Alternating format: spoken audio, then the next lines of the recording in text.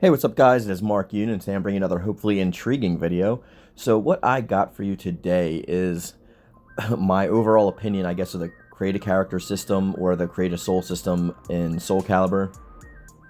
Particularly in Soulcalibur 6, but we will brush over the previous iterations in the past games just so we can get a hardline experience, I guess you want to say. Now, I've done videos on this in the past, and I've shown like my characters from Soulcalibur 5 and whatnot. But we are going to break this down into two different sections, and I'm going to go with the good and the bad.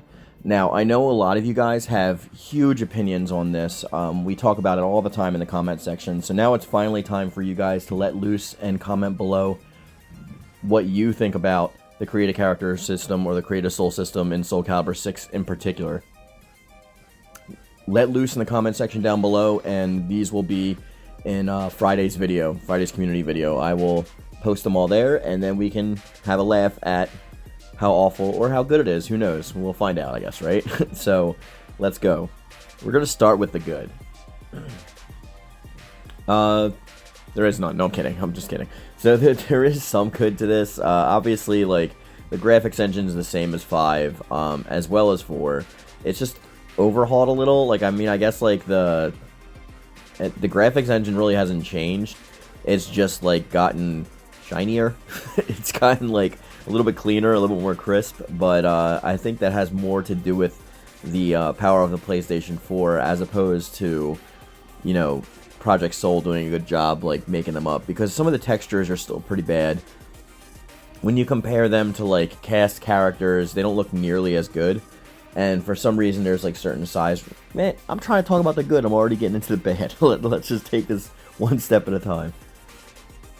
Alright, I have major problems with it, but there are some good. There is 100 character slots. Yeah, that's right. There's 100 character slots, as opposed to 50. Okay, moving on to the bad. So, there's a lot of bad with this system. So, 3 started it, obviously. And we really enjoyed 3, especially for the fact that it introduced us to the Create-A-Character system. Back in that time, there wasn't that many games that actually had a Create-A-Character. This is even before Mortal Kombat Armageddon. So there wasn't much out there in terms of putting yourself in your favorite genre video game, especially when it comes to fighting games. So, with that being said, we had that awesome Chronicle of the Sword which is my favorite reason why I like 3 the most, is because you create yourself, you put yourself into the story revolves around you, you meet people and you can add them to your team, you can create a new team, you can edit the existing team, and it just feels more like your own story. And that's what I really enjoyed about it, and that's what I was hoping Libra of the Soul was going to be in Soulcalibur 6, but it wasn't, but that's for another video. So there has been some problems with it though since 3 that they never addressed. Number 1 is clipping issues. Whether it be, everything is pretty much, it seems to be modeled on like Siegfried's armor or some crap. Like you have like a normal character model, no matter what size or shape it is, whatever gender, and then like all of a sudden like you put a cape on it and it could be the size, like I've created Superman and his cape's like floating off his shoulders. It's like, well, what the hell? Like, why don't you allow us to adjust the axes and the ratio so we can, like, shrink and mold things and move them up or down along the axes? That would have been a perfectly reasonable way to get past those problems, especially with things clipping through each other, such as hair through capes and even, like, chins through collars, like, all kinds of stuff. And it can be rather, like, irritating. You don't notice it too much during gameplay, obviously, because it's rather quick, but you definitely notice it when you're getting in, zoomed in with the details. I just wish they allowed you to have the freedom and mobility with everything that you do with the accessories. Like, you know those 3 accessory slots that you have that you can blow things up and shrink them and, like, adjust, like, the width and the length and the height and like what part of the body they appear on, and if they go in and out, like all, like if they were to let you do that with most of the items, then I would have been completely happy with that. or at least add more items from the armor that they would allow you to do things with like that to the accessory and give us more accessory slots. And that brings me into point number 2, the limitations of the system. So the first thing that I'm going to talk about is the tattoo slash the skins, or whatever we're going to call them. You're only allowed to add stickers. You're only allowed to add 8 stickers total to a character, which is ridiculous. Like, there's no reason why you should be limited to 8, especially on a system like the PlayStation 4. They should, I mean, I can understand if they don't want to give us, like, too much freedom to, like, go crazy for some reason, but if I can see, they needed to at least double it. Like, I wanted at least 16 to 20 throughout the entire body. I mean, come on, we're talking about each part can only have a certain amount of things anyway, so if you have no armor and you're trying to, let's say, make, like, Spider-Man, for example, then you have, like, what, 2 for his eyes, like, a couple for his symbol, and boom, you're done.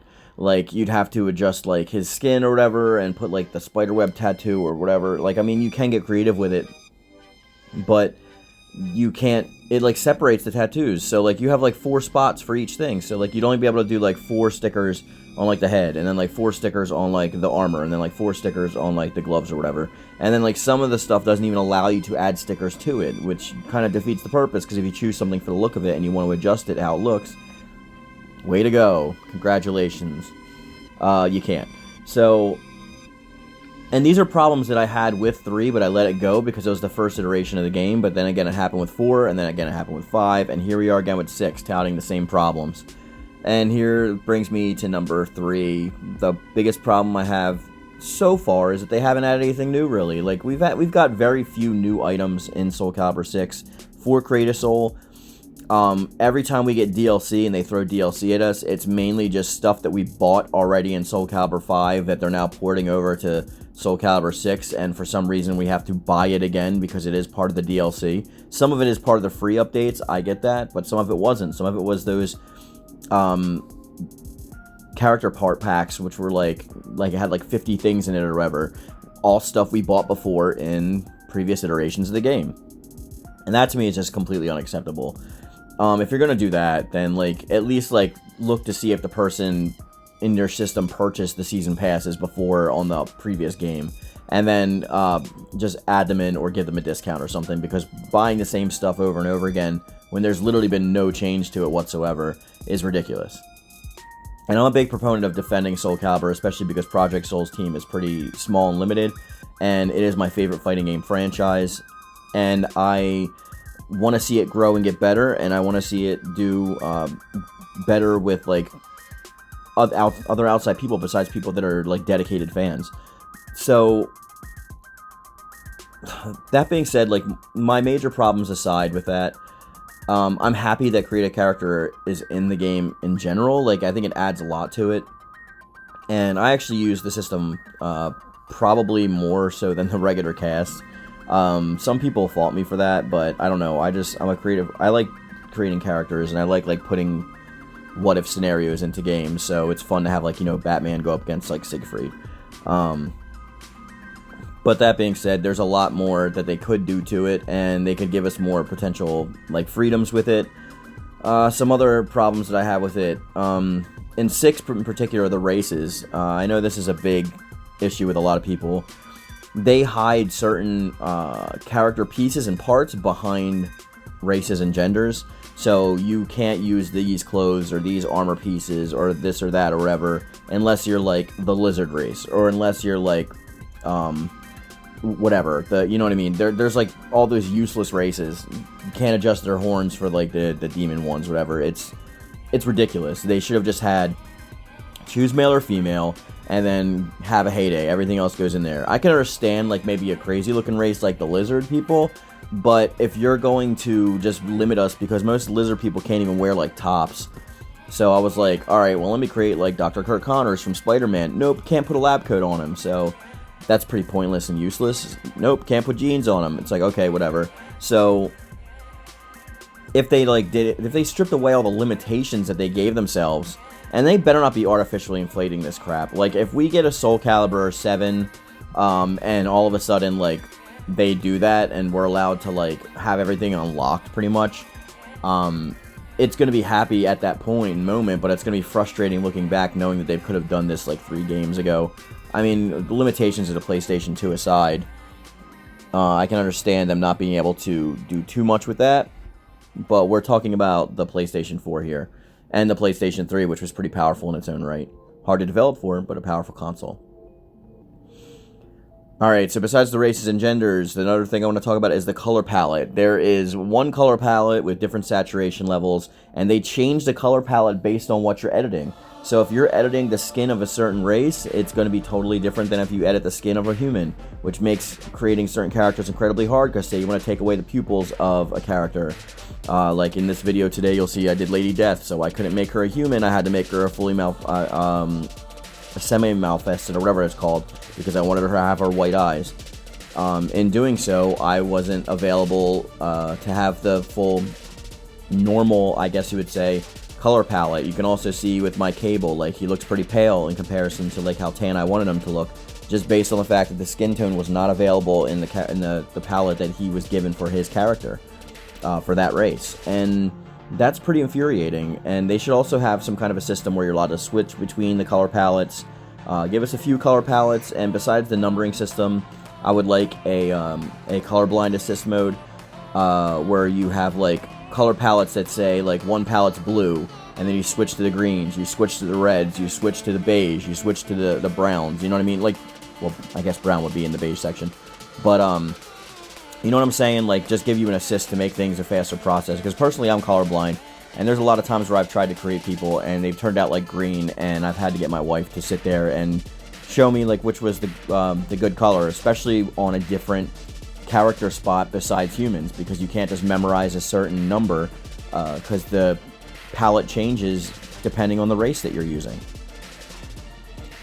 My next qualm with the thing is going to be the size ratio. So I've created characters like the Incredible Hulk, but even when you max out like the height and the width and the muscle mass and stuff, you're still getting towered over by somebody like Astaroth, and I think that's just not fair. Like, we should be able to at least hit the aspect ratio of those characters that they have in the game. So if we're doing somebody like a Rock or like Astaroth, and I want to create like Hulk or Thanos, we should be able to get to that level without having my Hulk look like a midget compared to the regular Hulk that I'm going up against. Or the hulking mass that is Astaroth, I should say. I just don't like that. I don't like that the characters look like crap compared to the story characters. There's only so much you could do with that, though, but the textures and like the lights and everything like that should be enhanced by this point. Another thing that I want to get into is, and this is probably the last thing I'm going to talk about, I'm sick and tired of like having limitations with like what they're putting in the game. If you're going to put something in the game and allow us to create a character, then allow us to like do what we can with it, please. Don't like let me choose one part and then say it's not compatible with another part, because I know it's not about clipping, because you don't care about clipping, because I've seen your capes, I've seen what you do with the tops, I've seen what you do with like the hats and stuff. By the way, can we get like a regular like basic ball cap instead of that stupid student's cap? Unless you're trying to create somebody like Jotaro from JoJo's, which you can't because you don't have his way in the game, so you can't make like a kind of Star Platinum color for him, then it's pretty pointless. But I don't know, I can go on, and I'd probably be here with like a 4-hour video if like I wanted to talk about all the things I don't like about it. So let me just pass the question off onto you guys now. It's your turn to voice your opinions, and they are going to show up on Friday if I get enough. If I only get like, you know, like a few comments, I'm obviously not going to go out of my way to make a video for that, because you guys would feel ripped off. If it's like, Friday video, what the community thinks about the Create-A-Character in Soul Calibur, and it's like, here you go, 2 people, it sucks. The end. Video is 2 minutes long. You know what I mean? Like, it's really hard to stretch that out. So in order for me to make it interesting, I would like to see some comments, please. I'm asking, please, nicely. So, leave them below. You guys know what else to do. I'm not going to beg you for likes. And as always, peace.